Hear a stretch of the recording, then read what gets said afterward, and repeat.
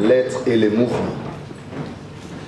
Nous voici ici réunis sous l'autorité de ton Église, représentée par l'Église catholique et l'Église protestante, en vue au Père de réfléchir ensemble sur l'avenir de notre pays, sur le processus électoral, de manière à contribuer objectivement et donner-nous la paix que le monde ne saura jamais nous donner. C'est en ton nom Jésus et sous ton autorité que nous avons prié au nom du Père, du Fils et du Saint-Esprit. Amen. Concerne les incidents. Et ce système devait fonctionner par les formulaires qui devaient être remis à nos observateurs pour la collecte des données sur le terrain. Et ces formulaires sont élaborés sur base de la loi, du cadre juridique, mais également des principes directeurs qui régissent les élections démocratiques, sur les lieux où doivent être installés les bureaux de vote et dépouillement. Et vous remarquerez qu'il y a 85% des bureaux de vote qui étaient installés à des endroits autorisés par la loi. Mais il s'est fait malheureusement que, à certains endroits, dans les lieux de culte, qui sont des lieux prohibés, on a retrouvé également les bureaux de vote et de dépouillement. En ce qui concerne l'impression de la carte d'ouverture au démarrage du DEV, quand nous avions formé nos observateurs, nous avons eu la présence des agents de la CENI qui nous expliquaient le fonctionnement du dispositif électronique de vote, parmi lesquels l'impression de la carte d'ouverture au démarrage. Et donc c'est cette carte qui donne accès au démarrage du dispositif électronique de vote pour commencer. Et vous comprendrez que 0 vote à l'ouverture nous donne déjà un nombre important de dispositifs qui contenaient déjà les votants avant l'ouverture du bureau de vote, qui est prévu par la loi à 6 heures. À 64%, on avait tous ces matériels. Mais il y a un pourcentage qui manque, beaucoup de matériel qui manquait à certains endroits. Et vous pouvez le voir dans ces tableaux. Il y a par exemple la liste des électeurs, que notre loi précise le vote a lieu de 6h à 17h. Et donc c'est à 6h que nous devons avoir le premier électeur qui vote. Sur l'aménagement de ces bureaux de vote et dépouillement, d'autant plus qu'il est requis qu'on puisse aménager les bureaux au moins 24 heures avant. Mais pour les questions de sécurité, on peut les faire le même jour, mais à condition que l'on puisse respecter l'heure du vote. Les procédures d'ouverture des votes, c'est un élément important. Et vous comprendrez qu'il y a une logique, d'autant plus qu'il y a des bureaux de vote qui ont ouvert après. Et ça fait qu'il y a des procédures qui n'ont pas été respectées, il y a des problèmes de dysfonctionnement des machines. L'encre indélébile répond à un principe directeur des élections démocratiques. Une seule personne, une seule voix. L'unicité du vote. À 90%, il y a une vérification de l'encre indélébile par les membres du bureau de vote. Et à presque 6,7%, il n'y a pas eu cette vérification. L'impression de la carte, la signature de PV par les membres du bureau de vote, la réclamation de contestation par les témoins. Je vais m'appesantir sur les réclamations et contestations. Il est demandé aux témoins, quand ils ont une réclamation ou contestation, qu'ils les signalent auprès des membres du bureau de vote, qui vont les prendre en compte dans les PV. Et vous verrez qu'à 36,23%, les réclamations, pour la plupart des cas, ont eu lieu, mais à 18%, ça n'a pas été pris en compte par les membres des bureaux de vote et de dépouillement. À la clôture du bureau de vote, il y a l'impression de la carte de clôture. À 88%, plusieurs bureaux de vote ont imprimé cette carte de clôture. À 8,8%, il y a des bureaux de vote qui n'ont pas imprimé cette carte de clôture. Parlant du dépouillement, déjà à l'ouverture des bureaux de vote, les membres du bureau de vote doivent montrer si l'urne était restée sans bulletin de vote. Donc, l'urne était vierge. Et à la clôture des bureaux de vote, quand on va commencer le dépouillement, on va vérifier si l'urne avait encore les scellés. Et à 94%, on a constaté que l'urne est restée scellée.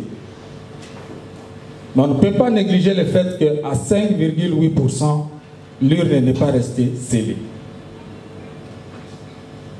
Et vous comprendrez que le numéro du scellé a changé selon la graphique que vous voyez là-bas.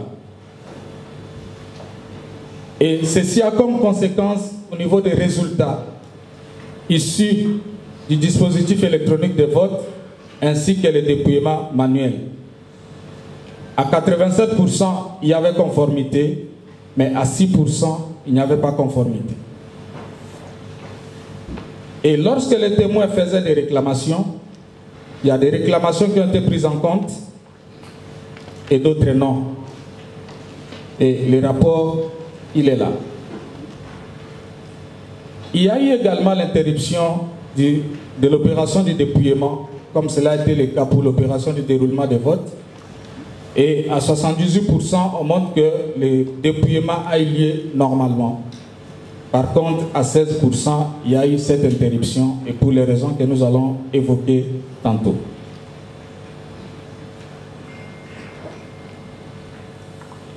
Pendant le dépouillement, il y a des parties prenantes qui sont présentes.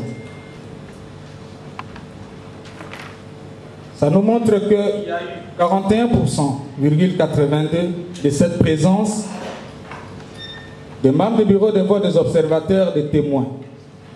Mais à 36,%, il y a d'autres qui ont manqué, d'autres parties prenantes qui n'étaient pas là. On suppose qu'ils doivent être là pendant le déroulement de tout le processus. C'était à 66%. Mais à 15%, il y avait absence de témoins. Il y avait également le refus d'accès au bureau de vote pour qu'ils ne prennent pas part à ces opérations.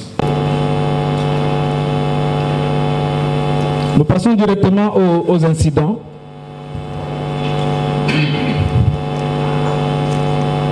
Quels sont les types d'incidents que la mission d'observation CNCO-ICC a collectés? Il y a 38% de dysfonctionnement du dispositif électronique de vote. Et à 13%, les bureaux de vote n'étaient pas ouverts. Les raisons, vous les aurez dans les documents qui seront à votre disposition. Il y a eu des cas de violence, il y a eu des cas d'arrestation. Et on a signalé aussi que nos observateurs étaient violentés. Il y en a qui étaient arrêtés même. Et parmi ces observateurs, il y avait des femmes. Il y a eu des cas d'achat de vote dans le bureau de vote et dépouillement. On l'a constaté. Il y a des cas de bureau de vote et dépouillement qui étaient saccagés, incendiés. Nous avons documenté cela. Et vous aurez dans un document annexe un certain nombre d'incidents qui reviennent sur ce que nous avons documenté. Voilà un peu de mots, les quelques faits que nous avons observés, mais vous aurez tous ces détails dans un document qui sera à votre disposition pour en prendre connaissance. Nous rappelons ici que la mission d'observation électorale ECC CNCO a travaillé d'abord dans l'appréciation du processus en tant que tel. Et jusque-là, ce n'est pas le rapport final, c'est pour préciser, c'est la déclaration préliminaire. À la lumière de tous ces éléments qui ont été présentés, je ne reviendrai plus sur les éléments relatifs au tableau graphique, c'est-à-dire quelques incidents. Je voudrais commencer par le contexte. Le contexte dans lequel s'est déroulé les votes ou le scrutin du 20 décembre 2023. Le 20 décembre 2023, la République démocratique du Congo a vécu sa 4e expérience électorale pour les élections du président de la République et des députés nationaux et provinciaux après l'accord global et inclusif signé à Sun City, en Afrique du Sud, et sa première expérience s'agissant des élections des conseillers municipaux dans les chefs-lieux des 25 provinces, ainsi que dans la ville de Kinshasa. Ici est de préciser également que c'est pour la toute première fois que les Congolais vivant à l'étranger, ce qu'on appelle la diaspora, ont participé à l'élection présidentielle au niveau de 5 pays pilotes. Nous citons l'Afrique du Sud, la France, les États-Unis, la Belgique et le Canada. Ce sont là les pays qui ont servi à cette première expérience que nous pouvons aussi classer dans les registres des innovations de la CENI. En dépit des différents cadres de concertation organisés par la CENI, ce processus électoral s'est déroulé dans un contexte de méfiance entre les différentes parties prenantes. Parmi les éléments ayant suscité cette crispation du climat politique, nous pouvons ici noter ou citer les changements au niveau de l'appareil institutionnel de l'État. J'entends ici la majorité parlementaire, comme vous le savez. Cela est intervenu en pleine législature, parce qu'on a commencé la législature avec une majorité parlementaire qui a été changée au milieu de la législature. Il y a le manque de consensus qui s'est observé lors de la désignation des animateurs de la CENI, ainsi que la question d'adoption de la loi électorale avait fait aussi, où elle a été sujette à plusieurs controverses, notamment au niveau de la société civile qui déjà avait produit un document appelé les référentiels qui devrait constituer la base sur laquelle la société civile espérait obtenir des réformes consensuelles. À cela va s'ajouter la mise en place tardive de l'équipe de la CENI, donc sa plénière ainsi que son bureau. Et dans le même registre, nous pouvons noter que toutes ces difficultés ont rendu par moments crispé l'environnement sociopolitique et même au niveau institutionnel, donc nous attendons au niveau du Parlement. Ce qui a eu comme conséquence les refus de certains acteurs ou d'une famille politique, en l'occurrence ici, le Front commun pour le Congo, donc les FCC en sigle, qui pour les raisons qui lui sont propres, avait refusé de participer à l'actuel processus électoral. Notons par ailleurs que tous les candidats présidents, donc tous qui ont été validés, que ce soit au niveau de la CENI ou de la Cour constitutionnelle, n'ont pas signé ou n'avaient pas signé les codes de conduite leur proposés par la CENI. Donc nous sommes allés aux élections sans que les codes de conduite soient signés par les candidats. Sur le plan sécuritaire, la MOE a constaté que le décret portant plan opérationnel de sécurisation du processus électoral, lequel publié en 2005, n'a jamais été actualisé par les gouvernements congolais. Aucune information n'a été donnée au sujet du financement de la sécurisation du processus électoral. En outre, l'insécurité dans les territoires des Massissi et des Rutshuru.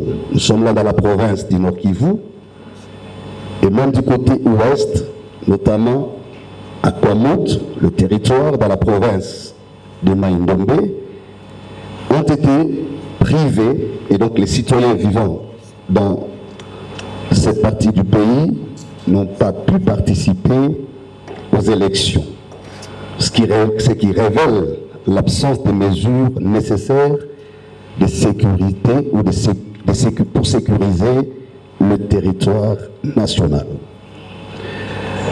Contrairement au scrutin de 2011 et 2018, les SMS, voire l'Internet, n'ont pas été coupés. C'est pourquoi nous félicitons à la fois le gouvernement qui en assure la régulation. Grâce à cela, la CENI a pu faire son travail tranquillement et même les parties prenantes, en l'occurrence notre MOE, pour remonter en temps réel les données électorales jusqu'au niveau de la centrale. Venons-en à l'analyse du cadre juridique. La CENI, conformément à l'article 211 de la Constitution, a organisé les opérations d'identification et d'enrôlement des électeurs afin de se doter d'une liste des électeurs. Contrairement aux administrations électorales passées, ces opérations n'ont duré que 4 mois. Ça aussi est à inscrire dans les innovations. Selon la ligne 84 du calendrier électoral, la CENI avait planifié la production, les déploiements et l'affichage des listes électorales provisoires entre le 22 mai et le 18 septembre 2023. L'article 8 de la loi électorale, sur pied duquel est fixée la publication de la liste définitive des électeurs, nous renseigne que cette liste devait être publiée au plus tard 30 jours avant le début de la campagne électorale. Elle est rendue disponible sur le site internet de la CENI et affichée pour consultation 15 jours avant la date du scrutin au bureau de l'antenne. Cette liste, selon la loi, à cette disposition, reste affichée devant les bureaux de vote pendant le déroulement du scrutin. Par sa décision numéro 111/CENI/AP/2023 du 5 octobre 2023 portant publication de la liste électorale provisoire des électeurs, la CENI, ce qui a été constaté, n'a pas respecté son propre calendrier. Jusqu'au jour du vote, la MOE SENPO-SCC n'a pas été au courant d'une quelconque décision de la CENI publiant la liste définitive des électeurs. En outre, l'affichage de cette liste au niveau des antennes et bureaux de vote, tel qu'annoncé par la CENI, n'a pas été systématique. La publication de la cartographie, quant à elle, des bureaux de vote, est intervenue avec un retard de 7 jours, donc d'une semaine. La décision numéro 117/CENI/AP/2023 du 28 octobre 2023 portant publication de la cartographie des bureaux de vote n'indique pas explicitement le nombre des centres et bureaux de vote à déployer, au point qu'il n'existe aucun soubassement juridique opposable à tous porteur du nombre des bureaux de vote. Par contre, la CENI restait ouverte et restait ouverte, ça nous le saluons, vis-à-vis de la MOE, au point que, donnant suite au communiqué, numéro 008 Moé SCC Senco octobre 2023 du 30 octobre 2023 a rendu la cartographie des bureaux de vote téléchargeables et imprimables à partir de son site. L'article 52 de la même loi susmentionnée, donc la loi électorale, dispose que le vote pour le scrutin direct se tient le dimanche ou un jour férié. Il a lieu, donc ce scrutin, de 6h à 17h. Toutefois, renchérit la disposition, les préposés de la CENI remet les jetons aux électeurs présents et le vote continue jusqu'au vote du dernier électeur muni du jeton. Il ressort de cette analyse juridique, de cette disposition légale, donc la disposition à laquelle nous faisons allusion, que la volonté du législateur congolais est de verrouiller le jour de la tenue des élections en déterminant qu'il s'agit soit d'un dimanche, soit d'un jour férié. Ce faisant, le 20 décembre 2023, étant un jour ouvrable, les gouvernements étaient obligés de les déclarer fériés.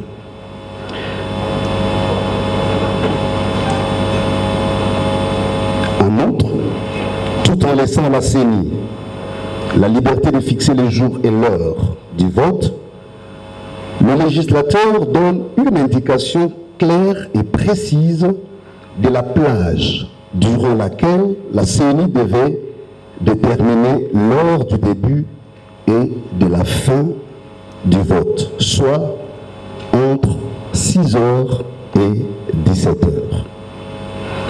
Par ces communiqués, donc les communiqués de presse de la CENI, numéro 083 et 084, respectivement du 20 et du 21 décembre 2023, la CENI a annoncé la prolongation des opérations de vote et de dépouillement jusqu'au 21 décembre 2023. En sus, la CENI informe qu'aucun bureau de vote ne devrait ouvrir après cette date. Les communiqués sous-évoqués ont le mérite d'assurer l'inclusivité et l'égalité du vote. Cependant, ils soulèvent quelques préoccupations. En effet, ces communiqués modifient le calendrier électoral qui a prévu la tenue des scrutins le 20 décembre 2023. Il va sans dire qu'à leur place, la CENI aurait pu et dû prendre une décision modifiant la décision numéro 044/CENI/AP/22 du 26 novembre 2022 portant publication du calendrier du processus électoral 2022-2027 relatif aux élections présidentielles, législatives, provinciales, urbaines, municipales et locales.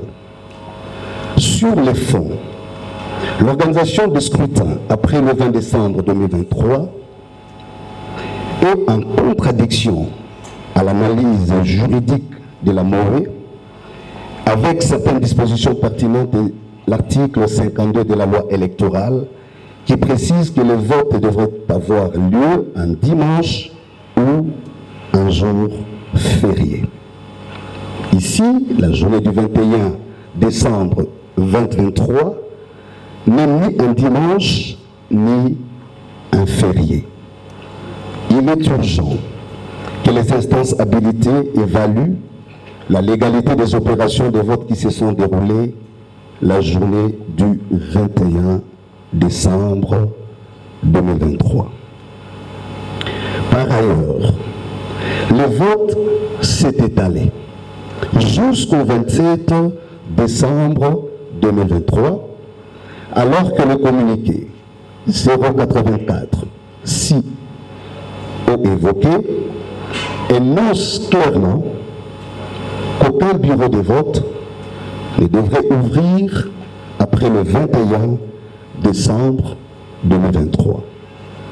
Il est donc question de savoir quel sort la CENI et d'autres instances habilitées réservent au suffrage recueilli après le 21 décembre 2023. Administration électorale. La Constitution de la République démocratique du Congo confère à la Commission nationale, électorale nationale indépendante, donc CENI en sigle, le pouvoir de l'organisation du processus électoral en RDC, notamment d'enrôler les électeurs, de tenir les fichiers électoraux, de planifier et conclure les opérations de vote, de dépouillement et de tout référendum. Elle assure ainsi la régularité du processus électoral et référendaire. Confère l'article 211 de la Constitution. Par sa décision numéro 044-CENI par AP-2022 du 20 novembre 2022, la CENI a publié le calendrier du processus électoral 2022-2027 concernant les élections présidentielles, législatives, provinciales, urbaines, municipales et locales.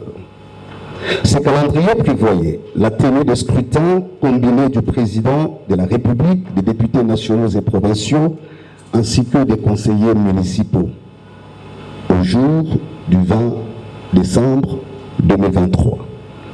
Ce calendrier a eu le mérite, et ça nous félicitons, de caler la tenue des élections générales dans le respect des délais des différents mandats des élus tels que déterminés par la Constitution.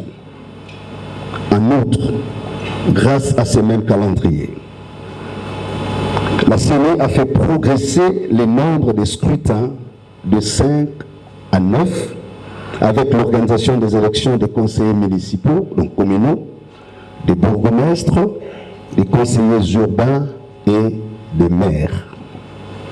La MOE a constaté par ailleurs que la CENI n'a pas permis aux observateurs électoraux, aux témoins et aux journalistes d'examiner en toute indépendance les opérations de la cartographie des centres d'inscription et les déploiements du matériel électoral pour les jours du vote. En plus, le fait que l'organisation des scrutins soit étalée sur plus de 6 jours, à l'instar d'autres problèmes logistiques qui avaient été constatés lors des opérations d'enrôlement et d'identification des électeurs, constitue une démonstration de faiblesse au niveau de la planification opérationnelle de la CENI.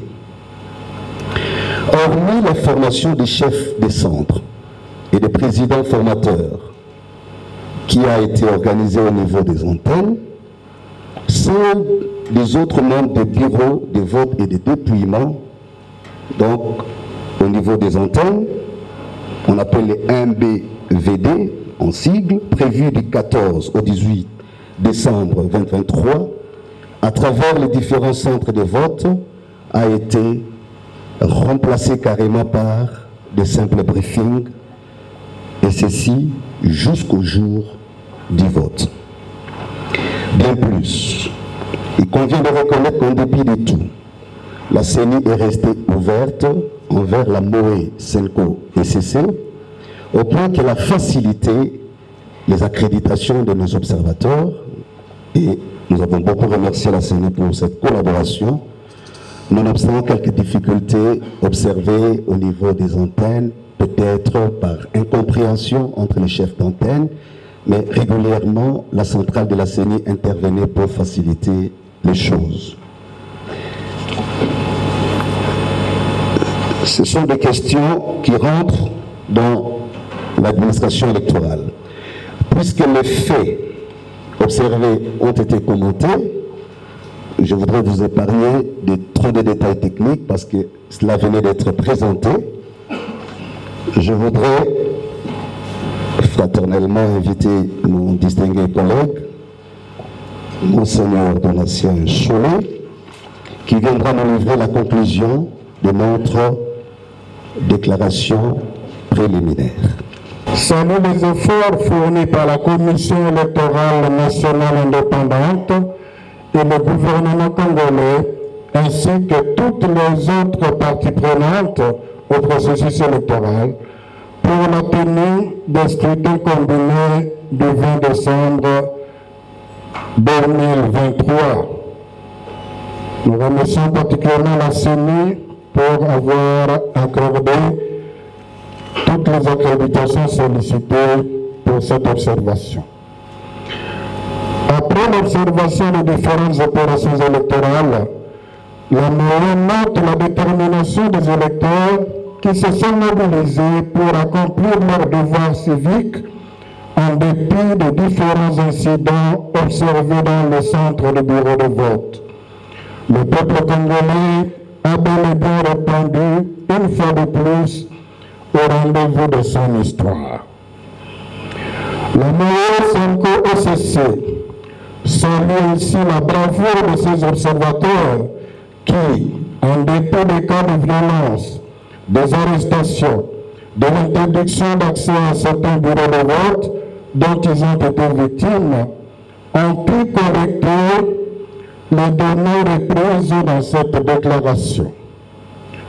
La MOE Sonko OCC, grâce au dispositif de comptage parallèle de voix qu'elle a mis en place, constate qu'un candidat s'est largement démarqué des autres avec plus de la moitié des suffrages à lui seul. Cependant, elle a documenté de nombreux cas d'irrégularité susceptibles d'affecter l'intégrité des résultats de différents scrutins à certains endroits. La MOE met de ce fait à la disposition de toutes les parties prenantes un document annexe reprenant ces irrégularités documentées. Au regard de ce qui précède, la MOE Sonko OCC invite la Commission électorale nationale indépendante CENI, la Cour constitutionnelle ainsi que d'autres cours et tribunaux habilités à tirer en toute responsabilité toutes les conséquences qui s'imposent en fonction de l'incidence sur la base de calcul des résultats pour les scrutins concernés avant de proclamer respectivement les résultats provisoires et définitifs des différents scrutins.